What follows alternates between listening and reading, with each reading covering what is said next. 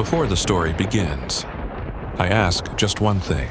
Like this video, subscribe if you enjoy unsettling tales, and share in the comments where you're watching from and what time. It's how YouTube knows this story found the right person. Now, shall we begin?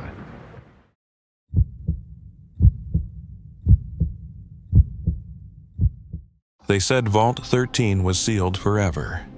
I was assigned to replace the last man who worked down there, though no one ever spoke his name. Not once. Not in the briefing. Not in the documents. Not even in the chapel when the bishop made the sign of the cross and muttered, "May he find rest." Rest. From what? My name is Matteo Ricci. I am 38 years old, a former Marine.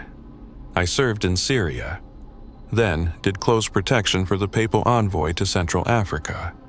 I have seen children holding rifles taller than their bodies. I have seen priests burned alive inside their sanctuaries. I thought there was nothing that could shake me anymore. I was wrong. The Vatican told me I would be guarding an inactive sector of the historical archives. That is the phrase they used, so bland, so sterile. The kind of phrase that does not want to be questioned. But when they gave me the key, an iron rod carved with runes I could not read, I began to understand. Vault 13 is beneath the Basilica of Saint Dominus, past the crypts that have not been opened in 6 centuries. It lies behind 3 separate checkpoints. The third is manned not by Swiss guards, but by old clergy who never speak. They simply look at you, as if trying to decide if you will scream, and then they open the gate. The elevator ride to the vault takes 11 minutes.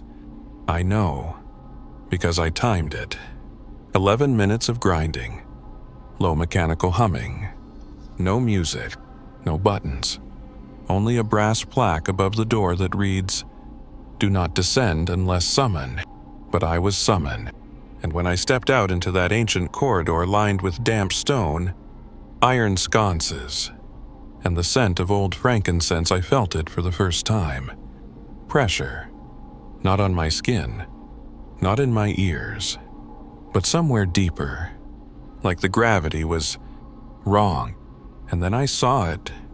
At the far end of the corridor, past the flickering candles and the faded murals of angels in agony, was a door, tall, black, covered in wax seals and Latin prayers carved so deep into the wood they looked like veins.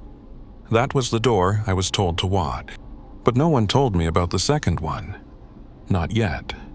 My shifts began at 6 o'clock in the evening, sharp, and ended at 6 o'clock in the morning. No one came down. No one went up. There were no cameras, only my word, and the logbook they gave me, bound in dark leather, with 7 empty pages. The rules were clear. Rule 1, never leave the corridor while on duty. Rule 2, never speak to the door. Rule 3, do not write anything down unless instructed. Simple. The first few nights were quiet. The silence down there was different. Heavy. Sometimes I thought I heard breathing, but it always turned out to be my own. Until the 5th night. I was making my rounds left wall, right wall, center corridor. Always the same pattern when I noticed something strange on the seal at the center of the main door. A mark. No, not just a mark. A stain. Red. Thick. Congealed. Blood. It was smeared across the 3rd sigil from the top, the one shaped like a star with 12 points. The seal that represents confinement. I froze. No one had been down here. I would have heard them. The elevator requires a brass key, and mine is the only copy. There are no side passages, no windows, no vents. But the blood was fresh. I drew my service knife and moved closer. The air around the door was cold, unnaturally cold. My breath came out in fog. Even though I had not seen a single temperature fluctuation before. And then, something slid out from underneath the door. a piece of paper. It was yellowed, folded 4 times, and reeked of sulfur and incense. My hands trembled as I opened it. The message was handwritten, barely legible, but I read it.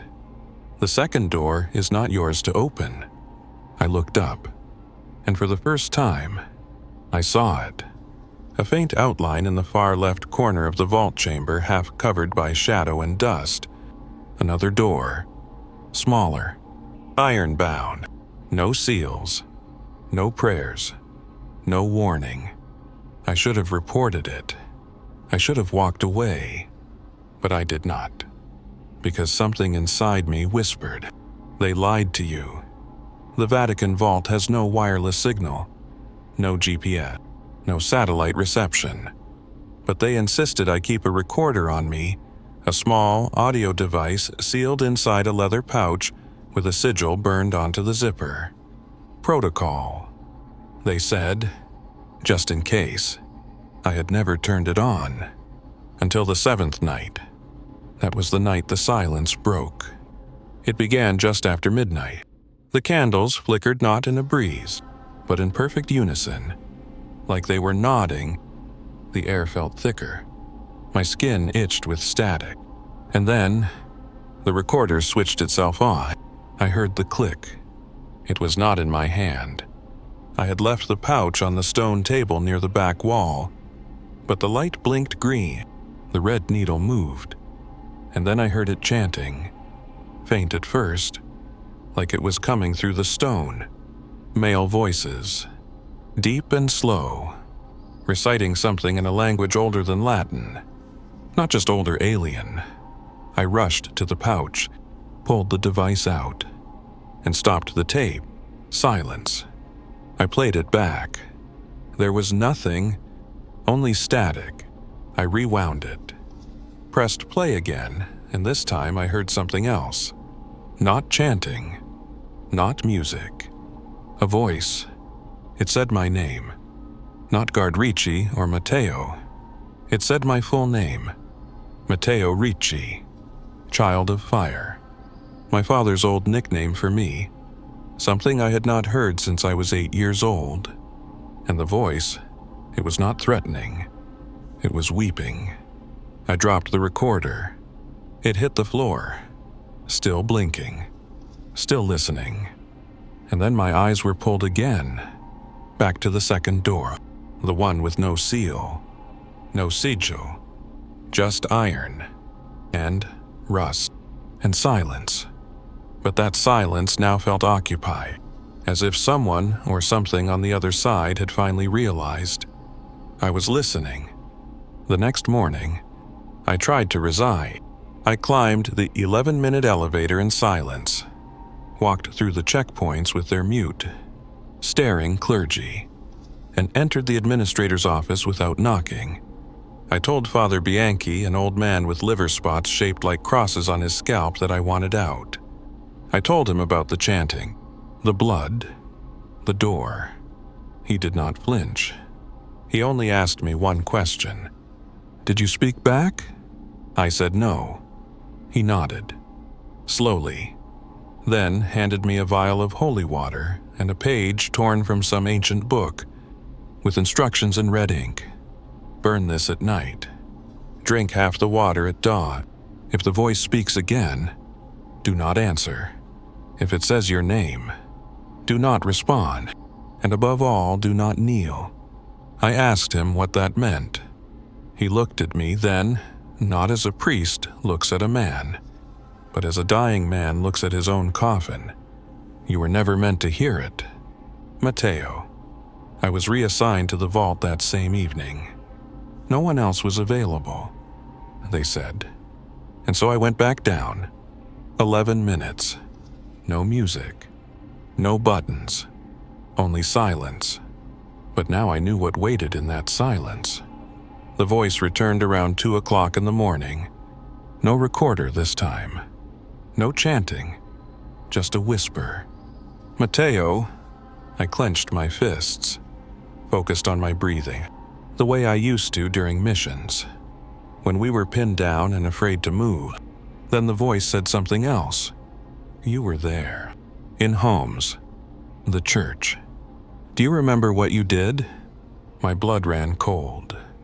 I had never told the Vatican what happened in Homs. No one had. It was not in any file. No camera. No confession. But the voice knew. I forgave you. It whispered. And then, the second door creaked. Just a little. Just enough to breathe. I was not supposed to find the hidden alcove. It was behind the prayer wall, an old stone barrier etched with psalms in Greek, Latin, and something I could not read. There were gaps between the bricks, barely wide enough to slide a finger through. But when I leaned against it, exhausted, angry, disoriented, it shifted inward. A soft click echoed in the corridor. The bricks retracted. A panel of stone slid back into the wall, revealing a tiny compartment, no larger than a drawer. Inside it was a worn leather journal, thick, bound with a single strand of crimson thread. It was not labeled, no author, no cross, just initials, burned into the back cover. M.G. I opened it, expecting Latin prayers or architectural diagrams. Instead, I found something else. A confession, handwritten in frantic strokes, words running off the lines, as if the writer had been scribbling in the dark. They do not want us to know. There is a second vault. It is not a prison. It is a womb. The first vault holds evil. The second holds what challenges evil. I opened it. I did not speak. I only saw. And now I am not allowed to sleep. They took my name from the record. I am already dead to the surface. But I am still here. I write with fingers that are not mine. There were dozens of entries, each one more chaotic than the last. One stood out. It was written in trembling capitals. When it whispers, it means you no harm. When it cries, it remembers. But when it laughs, run. I stared at that line for what felt like an hour. Then I saw the date. March 23rd, 5 years ago. The same date Father Bianchi had mentioned in passing. The date of the incident no one ever explained. And then I noticed the final line in the book, written in what looked like dried blood. The second door is not a door. It is a mirror. The knock came at exactly midnight. 3 soft taps, then silence. I had just finished reading the journal, its pages still trembling in my hands. My flashlight flickered as I set the book down. The knock came again. 3 taps. I rose slowly, moved to the vault's corridor. No one should be here. No one could be here. The elevator could not descend without my key. And yet, someone stood at the far end of the hallway. A figure in full cardinal robe, head bowed, hands folded. No sound, just presence. I approached cautiously. "Who are you?" I asked. He did not answer. Instead, he raised his hand and dropped something at his feet. A bone. Long, white, burned black at the tip. Then he spoke. Vaults were never meant to hold what bleeds. His voice was dry, papery, not with age but with absence, like it had not been used in centuries. I asked again, "Who are you?" The figure slowly raised his head. His eyes were gone, not gouged, not decayed, gone. Only smooth skin where they should have been. But he looked at me all the same. I felt it in my chest, a gaze without sight. "You must decide soon," he whispered. "Which lie will you serve, the one that comforts, or the one that burns?" And then he vanished, right in front of me. No flash, no smoke, just absence. Like a candle blown out in reverse. The bone remained. I picked it up. Carved into the surface, etched so fine it took me minutes to read, were 2 words. Vault 14. But there is no Vault 14. At least, that is what they told me. I did not sleep. I could not. The journal. The eyeless cardinal. The bone with Vault 14 engraved into it, it had all happened. I had touched these things. I had heard the voice. My brain tried to rationalize, to compartmentalize. But my soul, it believed. The next night, I returned to the corridor early. I wanted answers. Not from the Vatican. Not from Father Bianchi. Not from any man. From the vault. The main door, Vault 13, stood as it always had. Tall, sealed, holy. But my attention was no longer on it. It was on the second door. The iron one in the far left shadow. The one no one mentioned. No seals. No guards. No prayers. I brought a lantern and a crowbar. When I stepped close, the air changed. It was wetter. Not humid wet. Like breathing near an underground river. My breath formed frost, but my skin was sweating. I pressed my ear against the metal, and I heard them. Whispers. Not in Latin. Not in any language I recognize. It was not speed. It was remembering. That is the only word I can use. The door was remembering out loud. Murmurs that sounded like memories playing backward. Screams turning into lullabies. Weeping unraveling into laughter. And then, one word emerged. Clear. Sharp. Direct. Matteo. I dropped the crowbar. The voice was not coming from behind the door. It was coming from inside the stone wall next to it.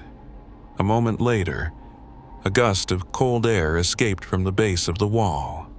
A fine layer of dust peeled away, revealing something I had never noticed. Another seam. A third door. Not even a door. Really more like a panel. Circular. Barely visible. At its center, a small bronze dial with 7 notches and an engraving that made my stomach knot. A human eye, open, staring, crying, and underneath it, the words, "She is still awake." The Vatican logbook was gone. I kept it on the central table of the vault, always closed, never touched unless necessary. But that night, it had vanished. The chair I left beside it had been moved back 3 inches, perfectly aligned with the wall, as if someone had quietly sat and observed. In its place lay a single sheet of parchment, old, yellowed, fraying at the corners. One sentence was written across it in thick, black ink. Rule 3 was not for your safety. It was for ours. My hands trembled. I remembered Rule 3 clearly. Do not write anything down unless instructed. I had broken it twice already, once in my own notebook, and once copying passages from the journal I had found. That was when I noticed something else. The journal M.G. This journal had begun to change. The ink was fading. Entire entries were vanishing, line by line, word by word, right before my eyes. I flipped to the passage that had chilled me most. The second door is not a door. It is a mirror. Gone. The page was now blank. I flipped back to the beginning. Only 3 words remain. She remembers me. I snapped the journal shut and turned to the lantern. Its flame was flickering wildly, even though there was no draft. Then the recorder, long silent, clicked on again. I did not press anything. The voice that played was not mine. It was a man's voice. Calm. Italian accent. Controlled. It sounded like a confession, deliberate. Soft. I broke the mirror on my 7th night. I thought I would see myself. I did not. I saw her. Silence. Then breathing. Then, she wears my face now. The recording stopped, and the flame died. There is a room above Vault 13. No one told me about it. I discovered it by accident. tracing the ventilation shafts, looking for where the cold air from the third door escaped. One shaft curved upward too narrow for a person, but just wide enough for light. I followed the corridor to its end and found a wooden door hidden behind a stack of sealed hymnals. It had no handle, only a small handprint carved into the center. I pressed mine against it. The door clicked open. Inside was a chamber no larger than a confession booth.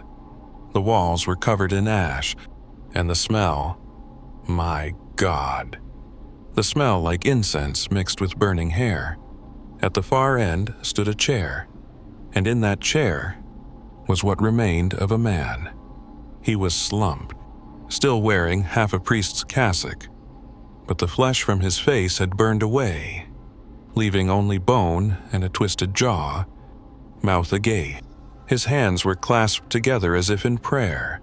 On the floor at his feet lay a scorched crucifix and a leather pouch. I picked it up. Inside was a single item, a slide, the kind used in old projectors. Handwritten label in faded ink. Subject, mirror apparition. Date, 23 Marzo. Vault 14. My pulse quickened. I turned the slide toward the light coming through the shaft, and saw something I can never unsee. A face. Female. Not human, but not fully inhuman either. Her skin was translucent, like candle wax pulled too thin. No mouth, no nose, only a pair of wide, perfect, symmetrical eyes, and from each eye, a single black tear was frozen mid-fall. She was not looking at the camera. She was looking through it, straight at me. I did not sleep that day. I did not return upstairs. I stayed near the third door, pacing the corridor, my mind unraveling. The image from the slide had etched itself into me. Who was she? Why was she sealed behind Vault 13? And why did they erase the records? I pulled out my own notebook and drew what I had seen. As I finished the first line of her eyes, my lantern cracked. Not the glass, the flame. It split down the center, as if something had breathed through it. Then the floor began to hum. It was not shaking. It was resonating, like the stone was reacting to what I had drawn. Then I heard it again. The voice, not through the recorder, not from the walls. From inside me. She did not speak in words. She did not need to. I felt her. Sorrow, hunger, loneliness older than language. And then one emotion above all, recognition. As if she knew me. As if we had met before. I fell to my knees without thinking, and in that instant everything stopped. The lantern went cold. The humming ceased. The vault fell into perfect, unnatural silence. Then a sound rang out from the second door. Click. Just one bolt. Just one latch. Sliding open. I crawled toward it. Heart pounding. Sweat pouring down my back like melted wax. I pressed my ear against the iron. Nothing. No whispers. No chanting. Only my own breath. And then so soft it could have been a thought I heard it. You used to believe in me. I could not ignore it any longer. If Vault 14 existed, if the third door was real, then someone in the Vatican had to know. Someone had to write it down. Hide it. Burn it. So I went digging. Not in the library above, but in the catacomb archives, beneath the marble saints and gold altars where records are buried so deep even the devil might get lost looking for them. I found the scroll by accident. It was misfiled under property transfers, obsolete sites, but the parchment had nothing to do with land or stone. It was dated June 9th, 1631, and it described a containment breach. Vault 14 compromised during Lent. The seal was broken by ignorance, not intention. Immediate structural collapse in lower sanctum. 7 archivists unmade, 1 absorbed. The entity did not lash out. It wept. Its cries infected all who heard them. The vault was not resealed. It was convinced. That word convinced chilled me. This was not an exorcism, not a banishment. This was negotiation. The document ended with a single sentence: "Let the world burn before we explain her to it." I sat there for hours, staring at the scroll. The ink still faintly red, as if it refused to dry after nearly 400 years. Who was she?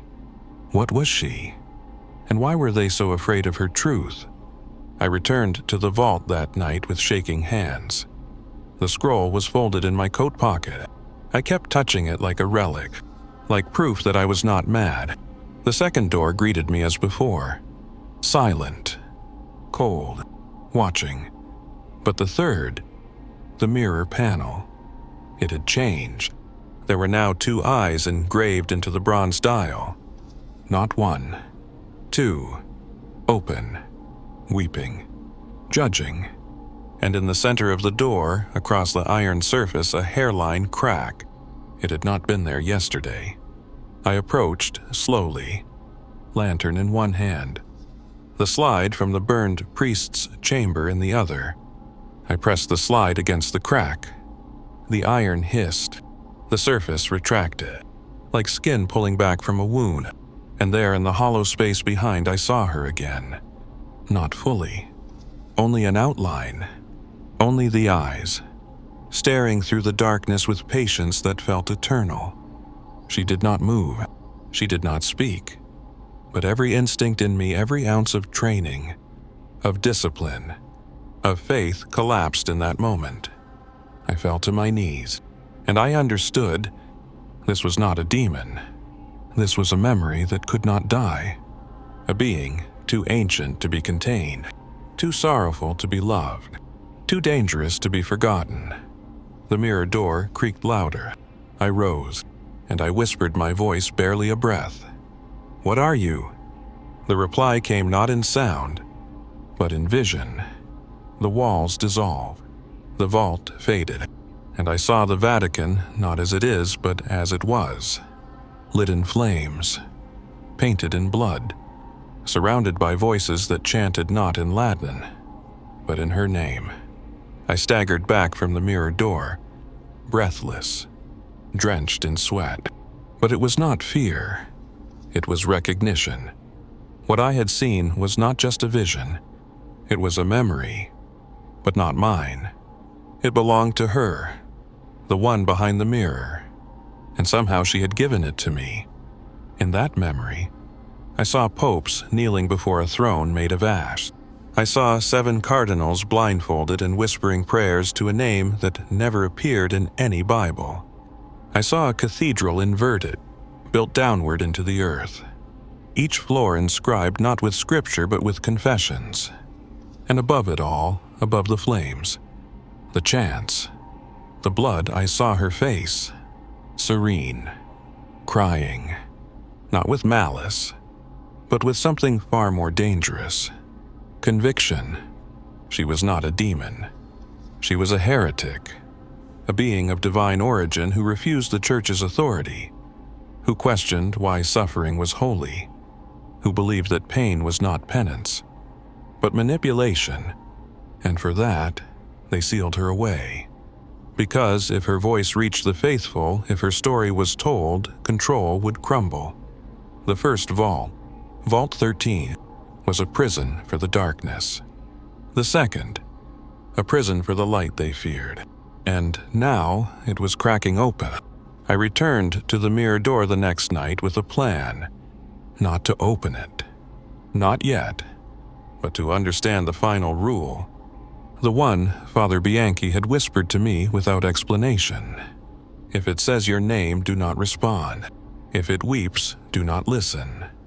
And above all, do not kneel. But I had already knelt, and she had already spoken. So what was left? The room was cold, silent. The candles would not stay lit.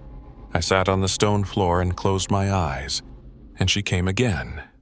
Not in a voice, not in a vision, but in form. I did not see her. I did not hear her. I felt her enter the room, and the moment she arrived, the weight of 400 years of silence fell upon me. Not evil, not rage, grief. She was not alone behind that mirror. She was part of something older than the church, older than the book, older than the name we carved into altars. And she remembered me, not as Matteo Ricci, but as something else. I do not know what I said.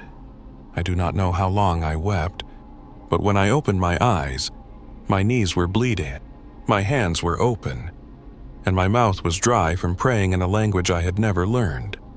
The mirror door stood open, just an inch, but enough to let something out. Not a figure, not a shadow, just a light, soft, golden, unsteady, like a candle held in trembling hands. And with it came one final whisper, not hers, mine, my own voice, echoing from inside the door. Let them remember what they bury. I did not mean to cross the threshold, but I did. One step. That was all it took. The moment my boot touched the stone inside the mirror door, the air changed. It did not grow colder. It grew honest. The smell of incense vanished. The candles extinguished. The stone beneath me grew warm, almost alive, as if the vault had been asleep and was now watching me. Then came the light, not blinding, not holy, just steady, soft, radiating from something in the center of the room, a figure, kneeling, cloaked in ash-white robes. Her back was to me. Her hands rested in her lap, her head bowed, and around her, suspended in midair, were fragments of memory. I saw a boy being baptized under false scripture. I saw a woman burned as a witch for whispering the truth. I saw a pope signing a pact beneath a cathedral no one dared to name. Every image seared into my skull, each one whispering the same word, choice. Then she spoke, not aloud, but into me. You came not to guard, but to question. You heard me not as blasphemy, but as burden. And now you must decide. Tell them I am false, and return to your life. Or tell them I am true, and become what they fear. I asked her, what are you? She turned, slowly, and I saw her face. It was not beautiful. It was not terrified. It was mine, but older, wiser, tired, and behind her eyes, a sorrow that could collapse mountains. She smiled. I am what happens when faith is used as a cage. Then the room shattered, and I was back in the corridor, on my knees, covered in blood, alone, but the mirror door, still open. I carried the truth back upstairs. The elevator ride took 11 minutes, but it felt like days. Every second, a war raged in me. My training said, stay quiet. My oath said, protect the church. But my soul, it said, speak. I walked into Father Bianchi's office, blood still drying on my hands. He was waiting. No surprise, no fear, just resignation. You saw her? He said. I nodded. He stood, closed the blinds, locked the door. Then he took out a letter already addressed, already stamped. He handed it to me. You have a choice. Matteo, he whispered. You can disappear, like the others. We will say you died in service. We will give your mother a grave to cry over. Or you can walk into St. Peter's Square at dawn and say her name aloud.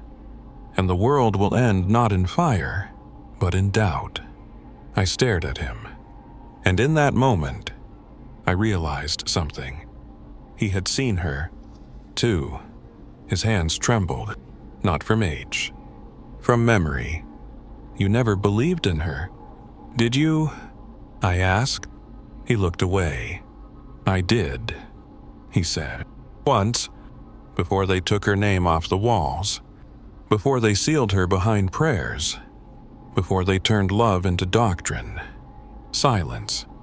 Then he said the last thing I ever heard from him. Tell them what you saw, or keep it buried. But whatever you do not kneel again. And then he poured gasoline over his desk, lit a match, and burned with his silence. My name is no longer on the church's record. My file has been purged, my pension revoked, my oath broken. But I am still alive, barely. I left Vatican City 3 days after the fire. I never spoke to anyone. I never contacted my family. I boarded a train with nothing but the journal in my coat, the slide in my pocket, and the truth in my bones. I live quietly now. In the hills outside Genoa, I attend no church. I answer to no God. But sometimes, in the quiet between 3 and 4 o'clock in the morning, I hear the elevator hum. Not nearby. Inside me. 11 minutes. Down. Always down. And I see her eyes again. Still weeping. Still waiting.